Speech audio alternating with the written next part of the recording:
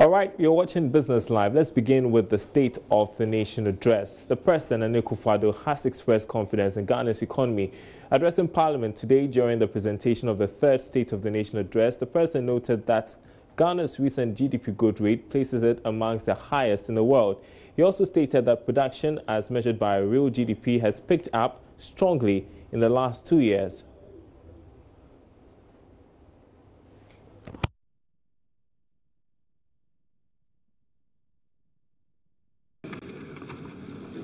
Mr. Speaker, production in the economy as measured by real GDP growth has picked up very strongly in the last 2 years.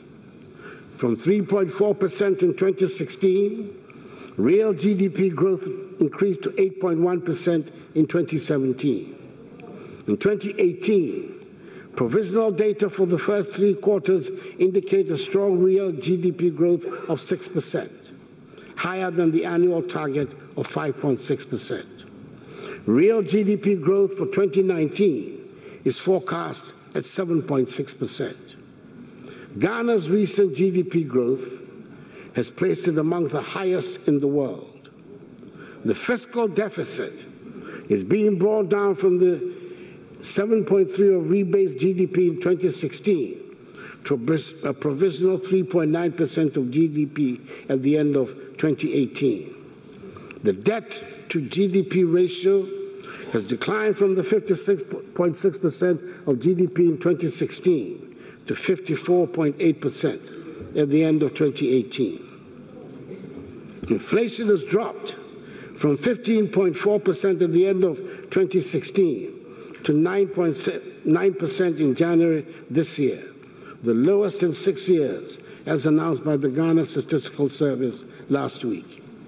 Interest rates are declining, and so is the Bank of Ghana monetary policy rate.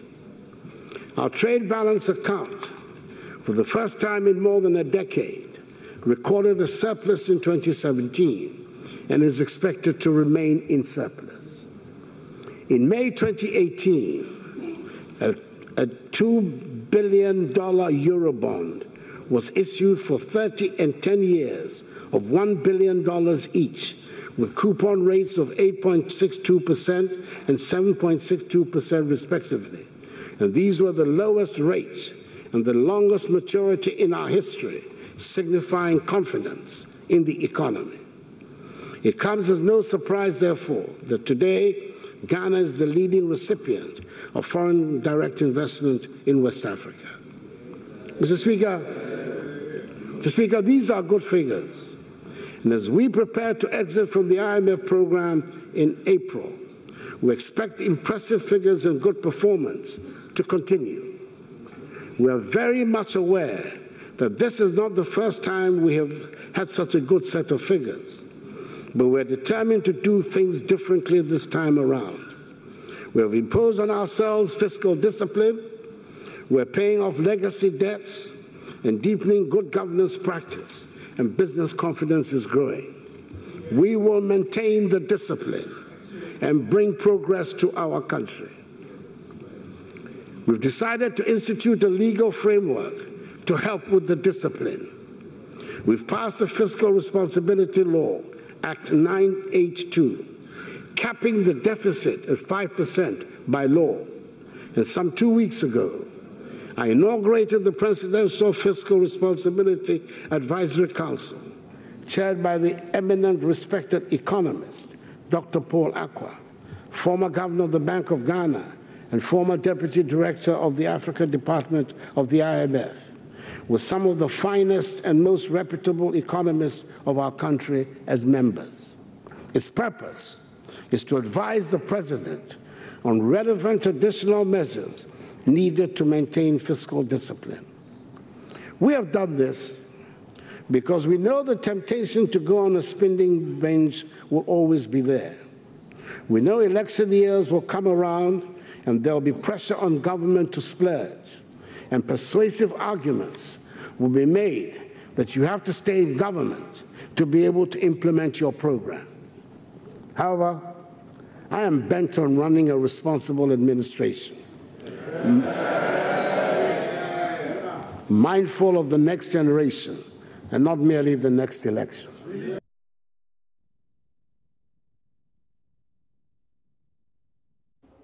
All right, the president there touting government's economic performance, but not so many of you agree that the government has done well to stabilize the economy. In fact, let's bring you a poll we started yesterday trying to seek your views as to whether or not you think that government has performed well in managing the economy. And this is the final outcome. 53% are saying that it's been a poor performance, and 47% saying giving the government a thumbs up. And this contradicts, what we're seeing earlier, where a majority of you were saying that government was doing well in managing the economy. It turns out that as more people voted, the conclusion now is that government needs to do more in managing the economy. You heard the president there talk about the IMF program as well, and the fact that government was going to be committed to prudent expenditure post the IMF program. Well, the finance minister has been speaking to my colleague George Afe about it. I think the president's commitment was unequivocal, and as you have known, we have followed those instructions in the past 2 years. The Fiscal Council rule, as you know, is there, and the Fiscal Council Advisory Group is also there. The EPCC that we've set up by the ministry is also further proof of what we want to do. Yeah, I think really, you recall he also mentioned the social partnership agreement with Labour, TUC and Employers Association. So we really are putting in the buffers to ensure that we are disciplined in the way forward, because we cannot in any way compromise where we are. And I think it's a great future, and it's our responsibility to protect it. So you say that your real test is election year?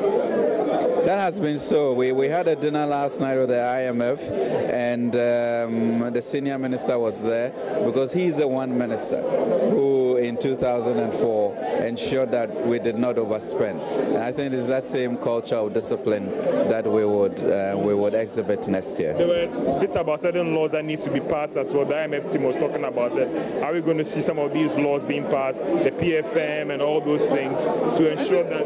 I think those will all go through, and they need to go through before the IMF board meeting in March. And this is state interest in governance agencies and the PFM Act, and they will all be done. We are looking for, and then the Exemptions Act, which the president mentioned. Yeah, and I thought that was a very interesting one as well, that how that is draining the economy in terms of the exemptions. It is. I mean, so far, I think he mentioned it's close over 2% of GDP, and that's a leakage that we cannot afford to sustain. So we'll cut it out. The finance minister speaking to George Afe right after the president's presentation. Let's get back to the issue as to whether or not a government has done well in managing the economy. Well, Chairman of the Public Accounts Committee of Parliament, James Aveji, is challenging the president's claim that the economy has been indeed stabilized. No, after the program is exiting by the end of April. The IMF have done their... On a good note, or has to get waivers before we exit? I think they'll end the program not on a full good note. There are going to be few waivers by the fund, and then the program will end. Because by then, the last assessment that they did, the fund has issued few issues that the government need to work on. That if by the 30th of April, government is not able to work on those things, it means that government have to waive those requirements. So I can tell you that we'll end on a good note, but not on a very good note, because there are certain few things that government need to do before the end of the program. While the president spoke extensively on other issues, we bring you highlights of his presentation.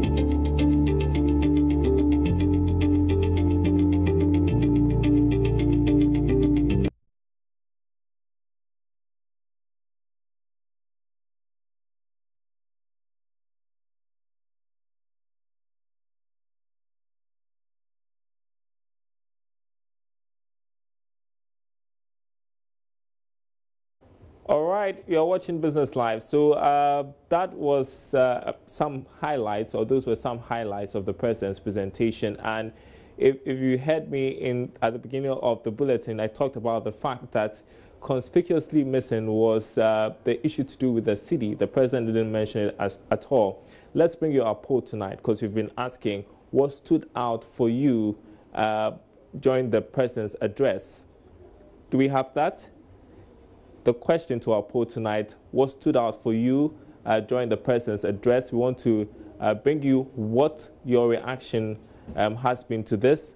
Yes, and so that was our question for tonight, and we've got some pretty interesting responses coming from you tonight. Shall we see the responses to that?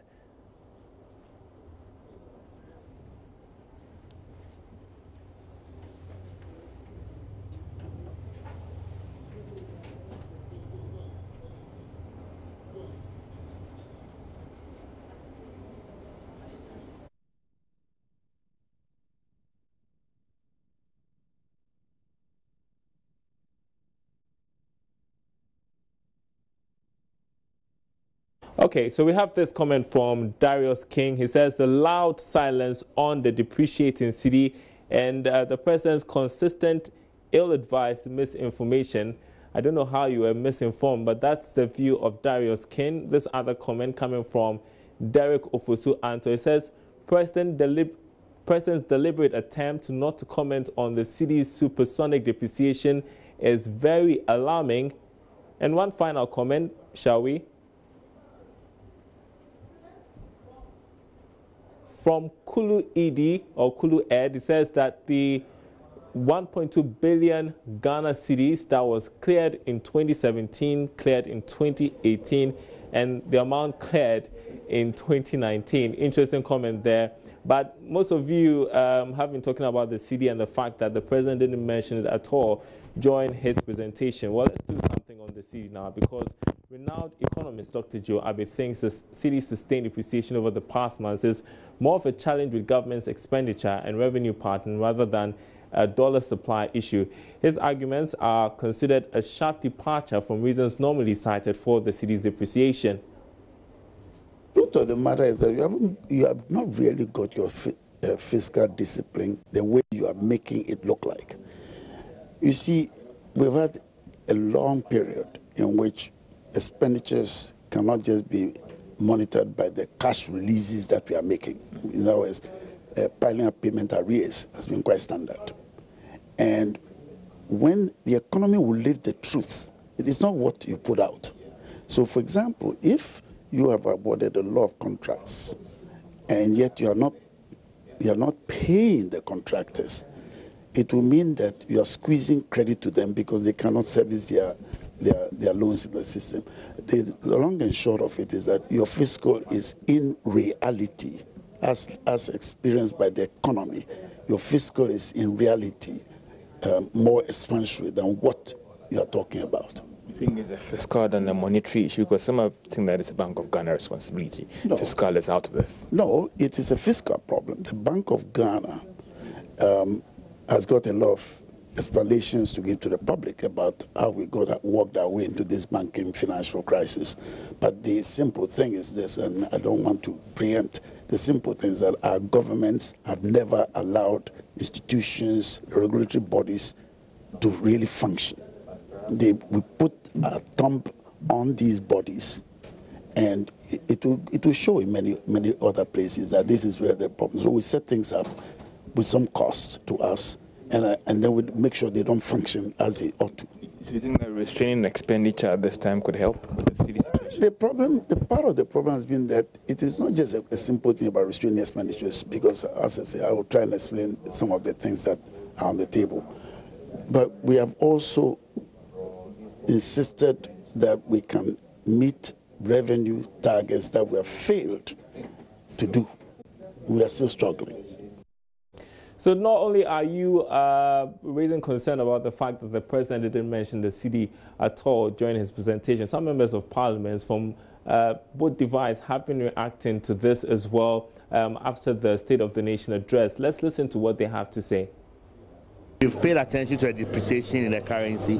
For the first quarter, there's always this seasonal blip. Now, the president must be reporting on year-end numbers, so he's talking about inflation. Now, last year, the depreciation was contained, so what is he supposed to be to worry about? When we say the rate of inflation has come down to 9%, the cost of the cost of living is going up, but it is going up at a slower pace. So you look at the rate of depreciation, the currency is losing value, but at what pace? That's what we are interested in. I'm not worried about the numbers we are seeing.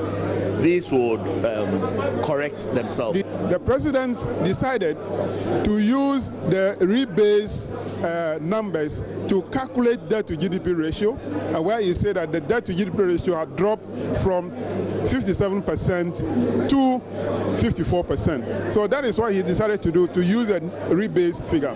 And the president completely avoided the talk about the performance of the city. We have never heard the president said the city is depreciating at a low pace. He never talked about it. So he completely avoided it because he knew that the city is depreciating at a faster rate, that he doesn't feel comfortable talking about it. And that's why the president didn't even mention it at all. Also happening today, ahead of the passage of the automotive bill by Parliament, the Chamber of Commerce and Industry has toured the premises of two automobile firms, Toyota Ghana Limited and Japan Motors in Accra.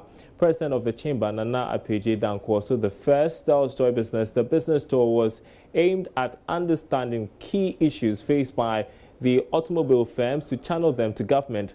There's more in this report. The business tour saw some officials from the Chamber of Commerce and Industry interact with the management of Toyota Ghana Limited on the outlook of doing business in Ghana and the way forward. We have come here to familiarize ourselves, to acclimatize ourselves, and to see if there are any challenges that accrue for this noble institution. Doing good, and we seem to be quite expedient to be here to see how best we can support them, encourage them, and to just interact with them if there are any challenges, one for the administration, two for the workers, and also to see how best they support the economy of Ghana. Takuya Kaijura is MD of Toyota Ghana Limited. Being our corporate philosophy, be closer to the customer and well accepted by local society. It's a great honor to receive their visit. The tour ended at Japan Motors, where MD of the company, Salem Kalmoni, also shared with Joy Business and the Chamber the business climate in Ghana so far. He said the business tour assures automobile firms about the Chamber's resolve to easing the cost of doing business in the country. We are very delighted to have them here. 2 weeks ago we had a letter, they wanted to visit us, and this is an opportunity for us to showcase our company and to reach out to our prospective customers. And as the President said, to discuss issues and challenges that as companies and members of the Ghana Chamber of Commerce have. The tour is the first this year and aims at getting up close with industries and manufacturing firms on concerns about the ease of doing business in Ghana. And that's it for our bulletin tonight. Thanks for watching. More news on our website, joybusinessnews.com. There you see it right there behind me. Yes. And we have more on the State of the Nation address. Government to launch a national automotive policy in March. You can read more about that and other stories on our website, joybusinessnews.com. My name is Darryl Kwao. Thanks for watching. We are back same time tomorrow.